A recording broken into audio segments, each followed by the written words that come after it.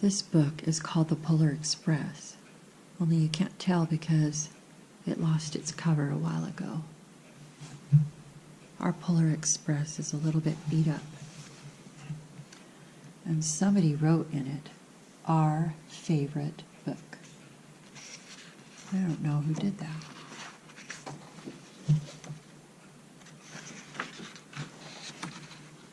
The Polar Express, written and illustrated by Chris Van Allsburg.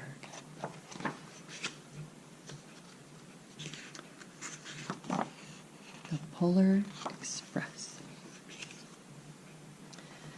On Christmas Eve, many years ago, I lay quietly in my bed. I did not rustle the sheets. I breathed slowly and silently. I was listening for a sound. A sound a friend had told me I'd never hear. The ringing bells of Santa's sleigh. There's no Santa, my friend had insisted, but I knew he was wrong. Late that night, I did hear sounds, though not of ringing bells.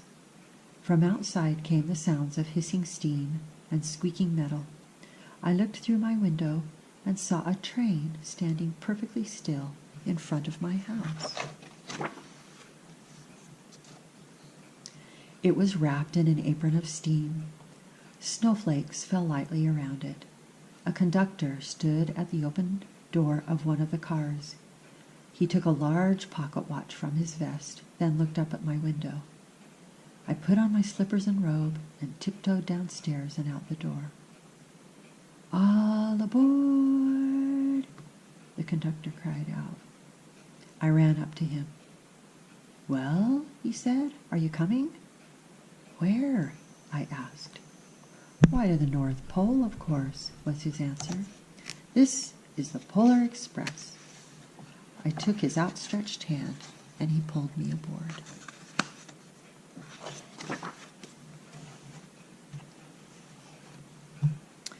The train was filled with other children, all in their pajamas and nightgowns.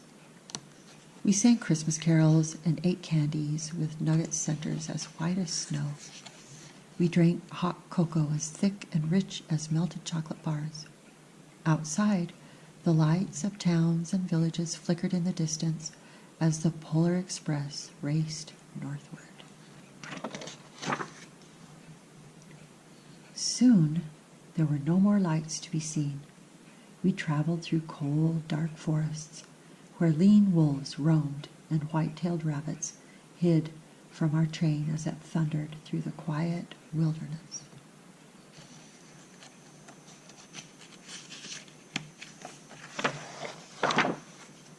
We climbed mountains so high it seemed as if we would scrape the moon. But the Polar Express never slowed down. Faster and faster we ran along, rolling over peaks and through valleys like a car on a roller coaster.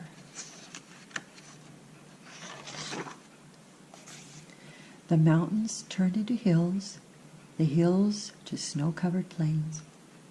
We crossed a barren desert of ice, the great polar ice cap. Lights appeared in the distance. They looked like the lights of a strange ocean liner sailing on a frozen sea. "There," said the conductor, "is the North Pole."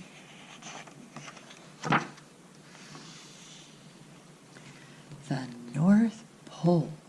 It was a huge city standing alone at the top of the world, filled with factories where every Christmas toy was made. At first, we saw no elves. "They are gathering at the center of the city," the conductor told us. "That is where Santa will give the first gift of Christmas." "Who receives the first gift?" we all asked.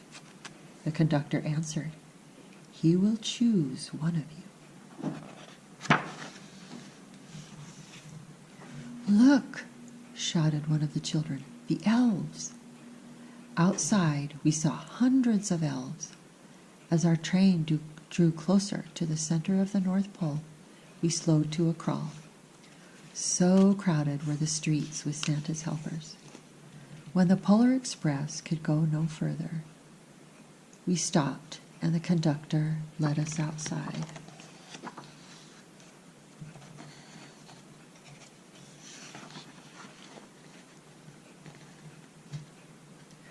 We pressed through the crowd to the edge of a large open circle. In front of us stood Santa's sleigh. The reindeer were excited. They pranced and paced, ringing the silver sleigh bells that hung from their harnesses.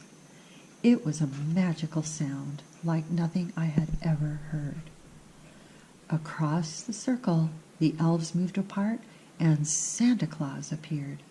The elves cheered wildly. He marched over to us and, pointing to me, said, "Let's have this fella here." He jumped into his sleigh. The conductor handed me up. I sat on Santa's knee, and he asked, "Now, what would you like for Christmas?" I knew that I could have any gift I could imagine. But the thing I wanted most for Christmas was not inside Santa's giant bag. What I wanted more than anything was one silver bell from Santa's sleigh. When I asked, Santa smiled. Then he gave me a hug and told an elf to cut a bell from a reindeer's harness. The elf tossed it up to Santa. He stood holding the bell high above him and called out, "The first gift of Christmas." A clock struck midnight as the elves roared their approval. Santa handed the bell to me, and I put it in my bathrobe pocket. The conductor helped me down from the sleigh. Santa shouted out the reindeers' names and cracked his whip. His team charged forward and climbed into the air.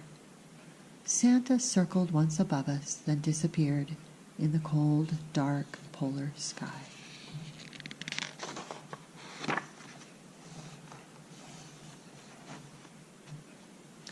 As soon as we were back inside the Polar Express, the other children asked to see the bell.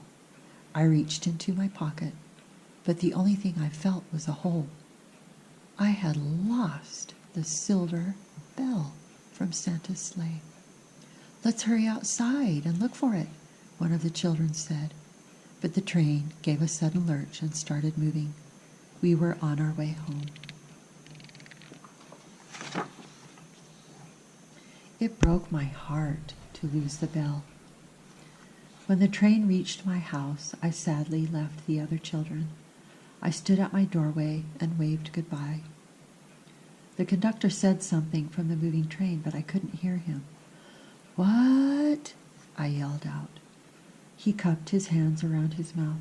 "Merry Christmas," he shouted. The Polar Express let out a loud blast from its whistle and sped away.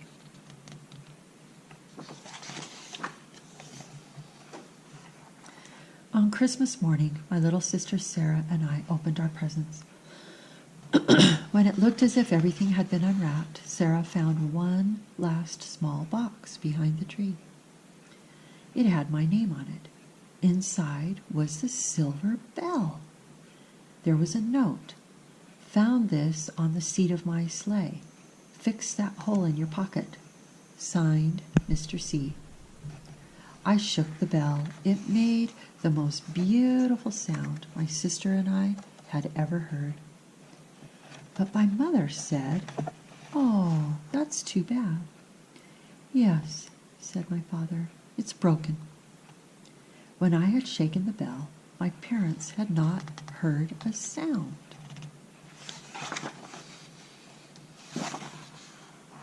At one time, most of my friends could hear the bell, but as years passed, it fell silent for all of them.